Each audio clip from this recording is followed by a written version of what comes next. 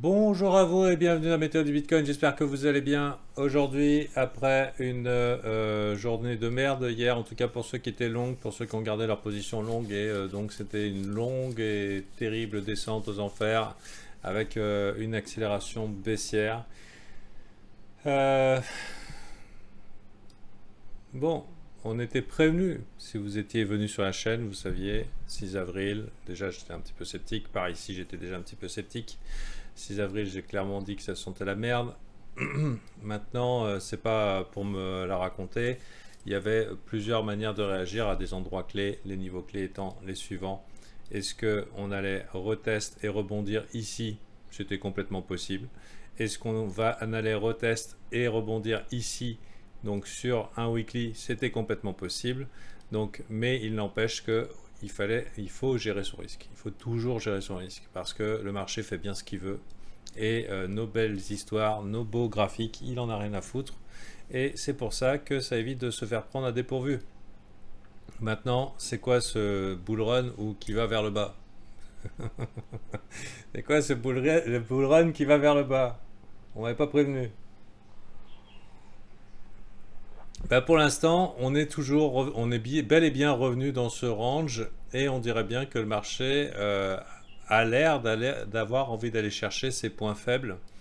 Euh, Peut-être ceux de la consolidation de la dernière fois, de la grosse baston. Ok, les boules ont gagné ici, ils ont réussi à éliminer le prix. Maintenant, c'est est-ce qu'ils ont eu peur là, ils ont clôturé leur position. S'ils n'ont pas clôturé leur position, peut-être que le marché serait tenté d'aller chercher ici cette mèche. Ça paraît une zone intéressante. Comme je disais hier, on n'a pas eu de capitulation sur ce marché, mais le moral est en berne. Les gens n'en peuvent plus.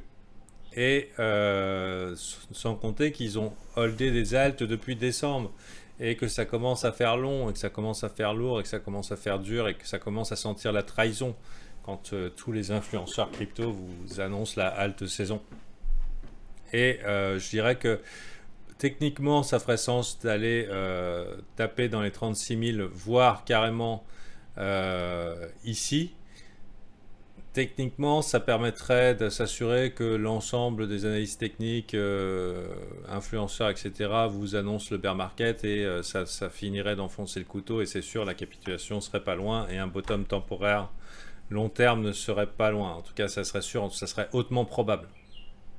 Mais, à l'usure, parce qu'on est arrivé à un chiffre rond psychologique important, comme je disais hier, 40 000, 39 000 et quelques, c'est quelque chose, des fois le marché il touche comme ça des points psychologiques, mais il faut y aller pour le savoir, et des fois ça suffit pour retourner les cerveaux, et j'ai bien l'impression que... pourquoi ça descend? Aïe, si les gens se posent la question pourquoi ça descend, malheureusement c'est qu'il y a peut-être encore de la descente. Bon, toujours est-il que c'est possible que ça capitule avant la méga mèche de l'enfer. Donc là, le temps nous le dira. Dans tous les cas, personnellement, je suis un acheteur de force. J'achète la force et je vends la faiblesse. C'est là où normalement les novices vont acheter la faiblesse parce que c'est pas cher et ils vont vendre la force parce qu'ils ont raté le move. Donc dans mon optique, c'est toujours comme ça, c'est qu'est-ce qu'essaye de faire le marché, est-ce qu'il le fait bien? Et s'il essaye de monter, il n'y arrive pas, pour moi c'est bearish. S'il essaye de descendre et qu'il n'y arrive pas, c'est bullish. Pour l'instant, il essaye de descendre et il arrive très bien, donc c'est pas bullish. Maintenant, après une grosse chute, on peut espérer ne serait-ce qu'un rebond de chat mort, le dead cat bounce, le spasme. Ça. Dans le pire des cas, le spasme, dans le meilleur, le rebond de chat mort. Enfin, dans le pire des cas, le spasme rebond de chat mort, dans le meilleur, le fameux dip qui nous remet bien pour une saisonnalité. J'ai fait deux petits rectangles ici. En réalité, j'ai aucun signal aujourd'hui. Et je prends quand même un petit trade, je le prends sur Doge parce que je me dis, bon, si le marché doit rebondir, ça peut être un bon client. J'ai pas d'espoir particulier pour le moment parce qu'on a besoin d'un minimum de confirmation. Ok, il y a eu des bons dips. Ok, il y a peut-être un spasme, un petit rebond qui nous attend, ce qu'on appelle le mean reversion. Mais Je dirais que même délicat et c'est sans la moindre confirmation que je prends ce petit trade, donc mon risque est totalement sous contrôle.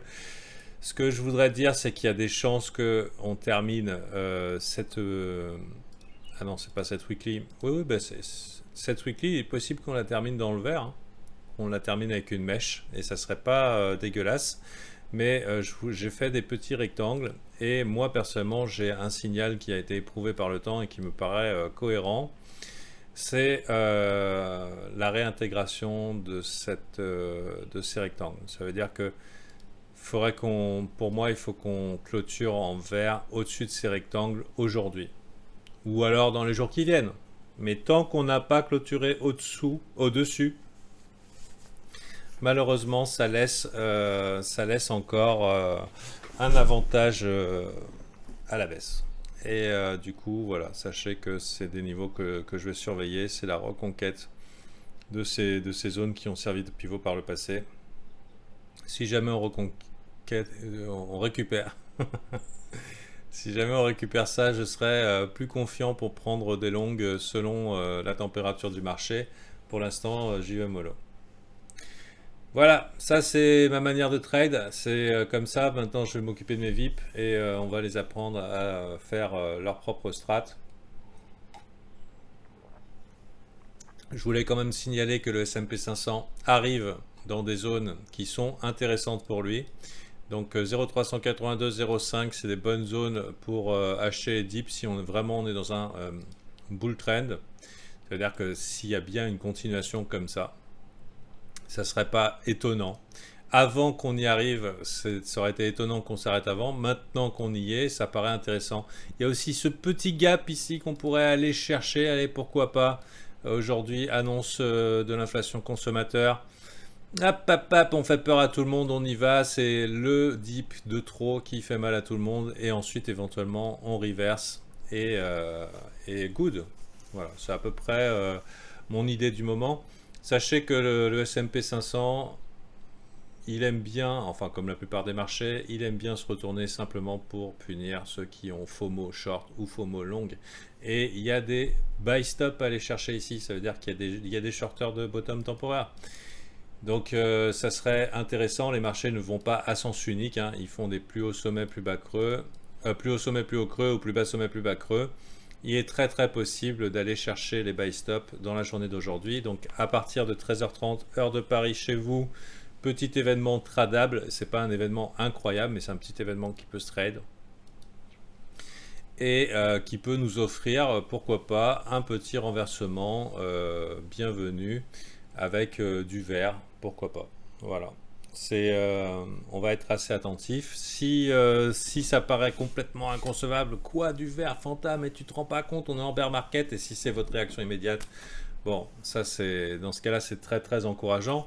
Non pas que je considère que tout ce que vous pensez que c'est de la merde, mais sachez qu'on partage tous la nature humaine. Et que pour qu'il y ait un mouvement haussier consistant, il faut la certitude que ça ne montera pas. C'est comme ça, sinon ça ne monte pas. Donc tant qu'on sera tous persuadés que c'est le bull market, ça ne montera pas. Et tant qu'on n'est pas tous persuadés que c'est le bear market, on aura des rallyes de merde. Donc attendons un petit peu que le moral ait fait le switch total. Et pour l'instant, un petit signaux, une petite confirmation qu'on pourra avoir demain si on clôture ici au-dessus des 40 600, 40 800. Et du coup qui pourrait mettre en confiance, hein, c'est pas garanti mais ça pourrait mettre en confiance pour la suite et voilà, et pour l'instant pourquoi pas des petits trades de rebond technique sur les alts de votre choix, mais bon, choisir le bon alt, voilà, c'est coup de bol, hein, il y en a tellement. Donc pour moi j'ai choisi la bonne chiasse, un petit doge, et puis bah, j'espère que ce sera vos coins, voilà. ETH est vachement fort quand même, oui. Oui, il était vachement fort ici aussi. Hein. Donc il se défend, il se défend. Mais bon, voilà, on va voir ça en VIP. Allez, bonne journée à vous et à demain.